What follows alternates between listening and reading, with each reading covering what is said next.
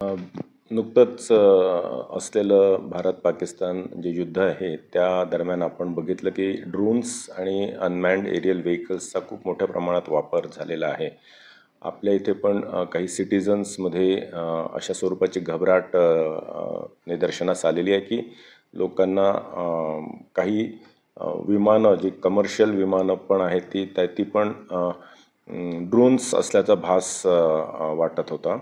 तर ह्या पार्श्वभूमीवर आपण नवी मुंबई पोलीस आयुक्तालयाच्या संपूर्ण परिसरामध्ये येत्या 15 दिवस सुरुवातीला ड्रोन्स किंवा UAVजवर संपूर्ण बंदी घातलेली आहे. परिस्थिती बघून ती एक्सटेंड करायचं की नाही ठरवण्यात येईल. त्याच्यामुळे काय होणार?